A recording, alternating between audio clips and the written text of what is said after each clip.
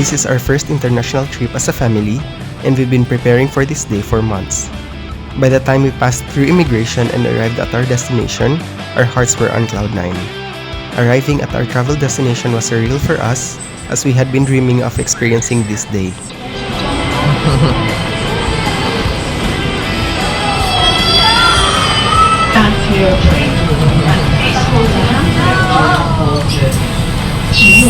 The airport was huge compared to Cebu's, and from the airport, we took a bus to TST, which cost around $35. We did less on our first day as we intended it to be a rest day. We actually went to the Avenue of Stars, and the first thing that came to my mind was wow.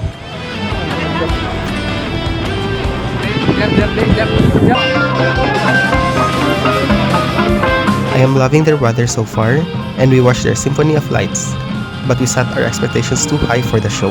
And so, Hi guys, this is Lawrence, and for today's episode we will be visiting Hong Kong. it was a jam-packed second day as we had two areas to visit, Victoria Peak and Ngong Ping 360. Tugnaw! Tugnaw!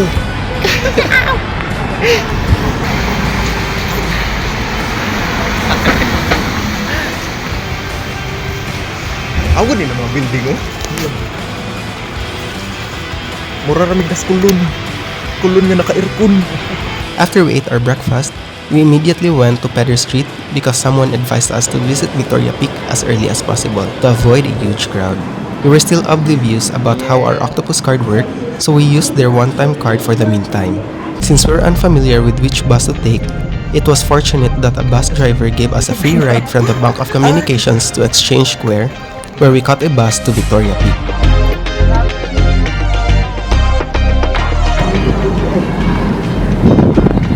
Tugnaw!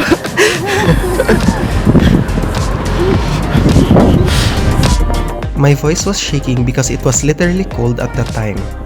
Luckily, we arrived at Sky Terrace 428 with a lesser crowd, where we could see Hong Kong from a higher altitude. Kinsay wala ka sakay og tram kay nagpatakag sakay og bus. May nagpatakag. Wala ka sakay og tram pasata. Kay nagpataka og sakay og bus. Ayun na lang sa taas. We had a round-trip ticket from the Peak tram. However, the bus we took went directly to our destination. On the bright side, we experienced different modes of transportation to get there. Update. Nakasakay ni pero panahon na lang. One-way ticket. One-way ticket. One-way ticket to the blue. Choo-choo train.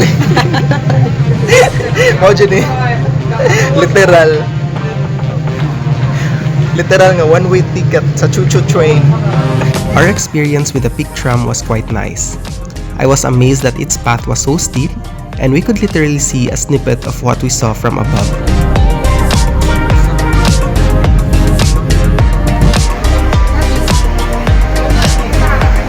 Question. May karinderya dere?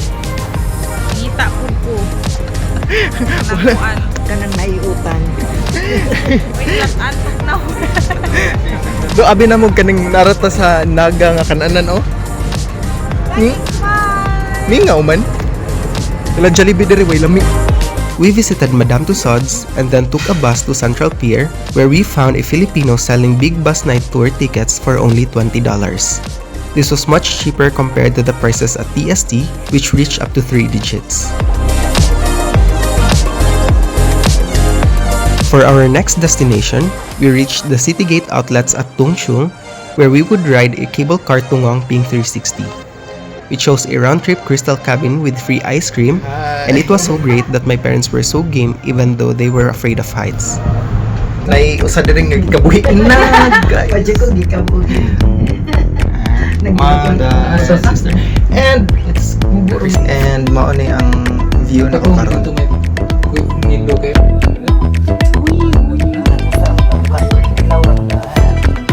The ride lasted more than 20 minutes, and we saw many shops when we arrived. We hadn't eaten a proper meal except for a one onigiri before reaching the crystal cabin.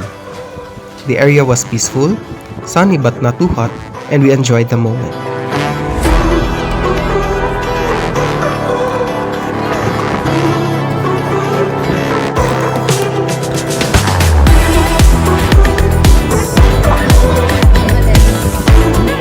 I was looking at my watch very often since our big bus night tour was scheduled to start at 6 p.m.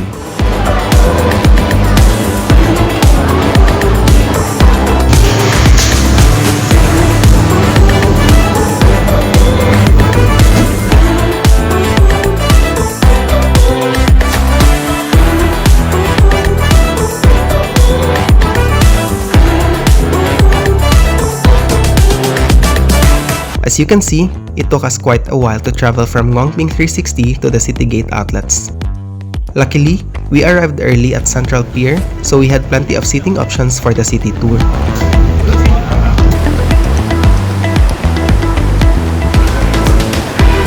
They handed us big bus earphones to use during the entire activity, and we could take them home as souvenirs. Kami kasabot sa music.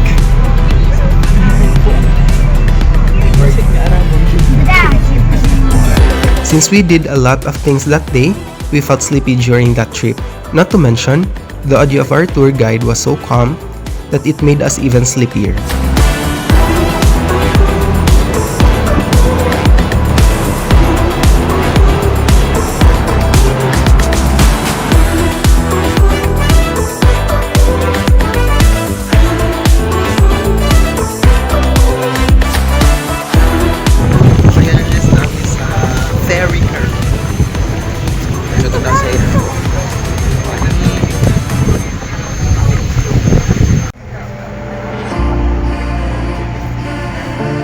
Our third day was intended specifically for Disneyland, the happiest place on earth. We arrived at the location around lunchtime. We did a little photo shoot before entering the park, and the place was magical already. We went during a non-peak season, and the World of Frozen was scheduled to open a week after we arrived. So we will notice the crowd wasn't that large.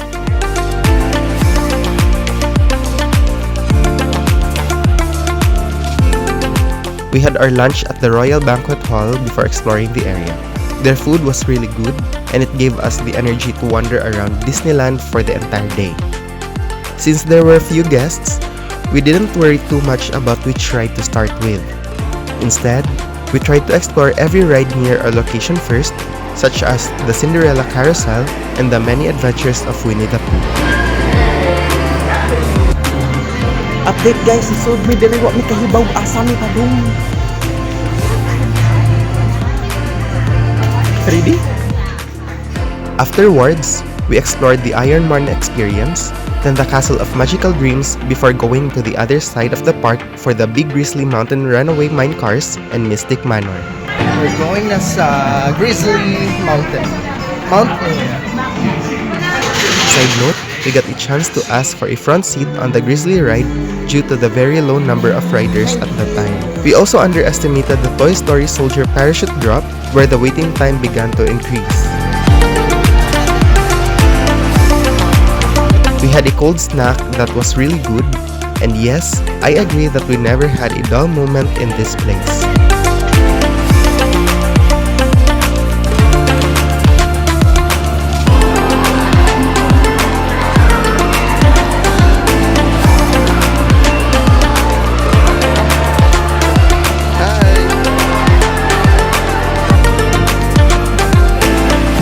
The It's a Small World ride was very heartfelt, as you can see different nationalities singing in their own language, reminding us that no matter where we come from, it really is a small world after all.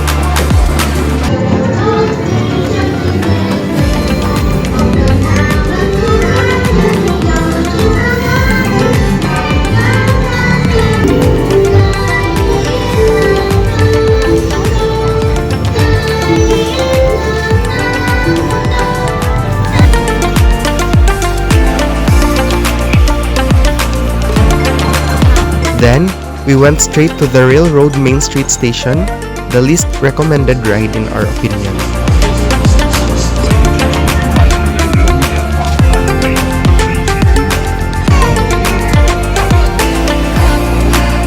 We had our dinner at the Tahitian Terrace before waiting for the momentous nighttime spectacular.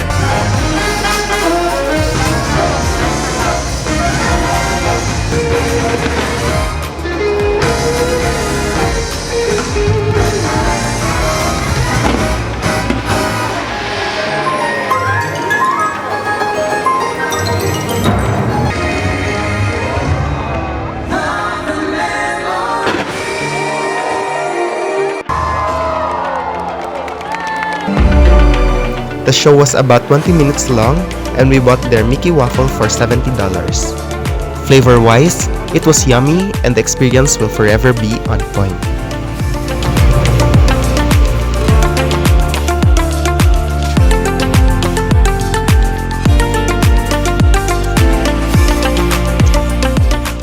We went to Macau for a day afterward. It was a last-minute decision for us to visit this special administrative region of China. We took the bus from the China Ferry Terminal, which was the closest one to where we stayed. Unfortunately, we were the only Filipinos on the bus, and all instructions were given in Chinese.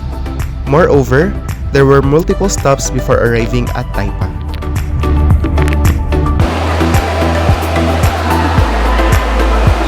We toured the Venetian Macau and its nearby areas.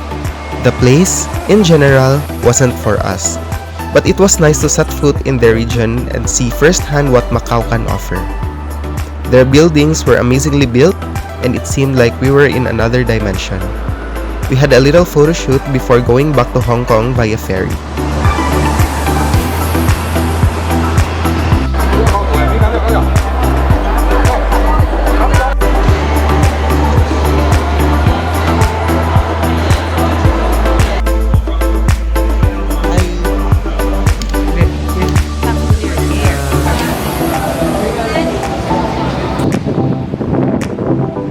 When we arrived at the Hong Kong-Macau ferry pier, we were relieved, just like arriving at our own house. The area has a positive vibe for us, and we understand why OFWs were tend to visit this place during their day offs.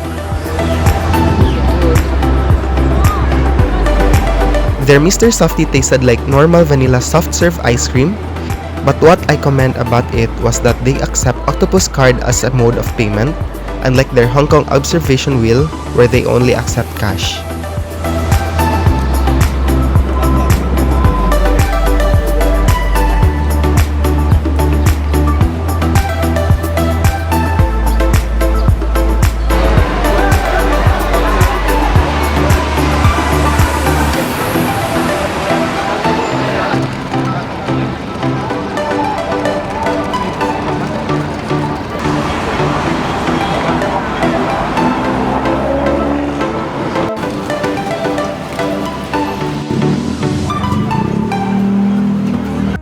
Alright, mga kawasan.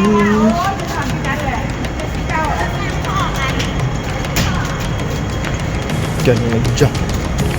Hi. Hi. Mingaw pa ka. Kay lagan. Lagan mo hila kay higaan. Palit rin higaan. Ito balik. May sobra gabi eh. Nice. Yung sobrang pansit po. Siomay nga murag di siomay. We visited Victoria Harbor early in the morning, and surprisingly, a lot of people were making TikTok content contrasting with what others say about the app being banned. Nagay ka jacket ba ron? Trawa. Naka-shorts. It's nice to try their local foods, but nothing makes us happier than food we can really understand. Our flight was in the evening that day, so we had a little stroll in TST. Their malls weren't giving much and were a bit boring for us. We also explored Kowloon Park before leaving TST. It was just a normal park for us, but a colder version, and it was so huge that we didn't reach the other side.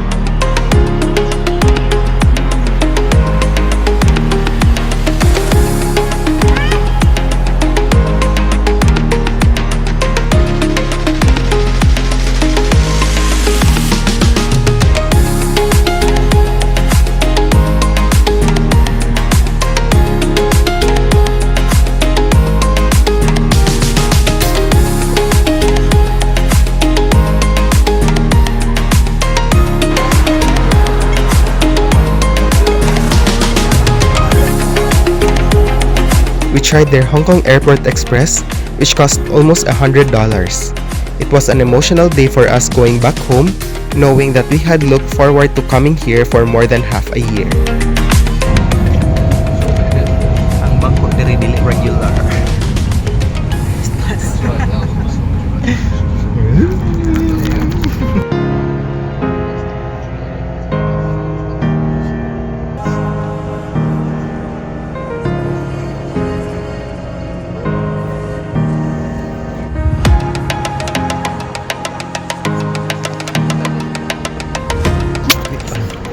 last kaon na mo. Dali. Dapat dyan sa airport. Hi. So, after try tour ha. Chinese ka na beef brisket something. Lami siya. Sunod is kaning pork na marag humba ug ngaw. Naram na sa ato Nasod and chicken. Suko na asan. Asado siguro. Nasunod is kanang Singaporean Hainanese chicken and fried rice. Lami hasta ilakan ulo. Nasod kay noodles na kuan. Bawo basta na IP3 something. So mo to busog na mi balik. Going back to Cebu here at Hong Kong International Airport. As someone who doesn't read menus and chooses the food that sounds good, their airport food was a good last meal for us in Hong Kong. It was a pleasure to visit their place, and we are looking forward to visiting again soon.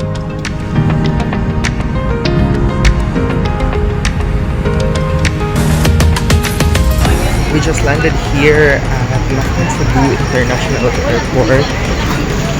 Number 1. Hi, can I buy 4 adult tickets using our Octopus card? Cash only. Yeah. Strong kay sila. And since most nila is kanang keep left, unlike sa ato ang keep right, naglibog silang mami ko wasa sila magbarog. So, like, ato sila sa right, nagbarog.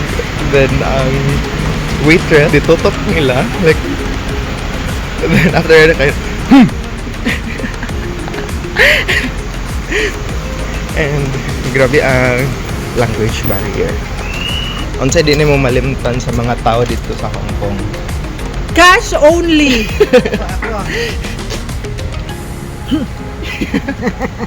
See?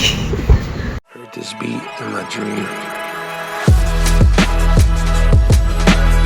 This trip was made possible because of me randomly purchasing a ticket on a not-so-sleepy night. It was scary at first, knowing about the immigration issues and the documents we had to prepare. But our family needed a little push to make this trip feasible. Yes, it was very costly, but the memories we made will be treasured for a lifetime.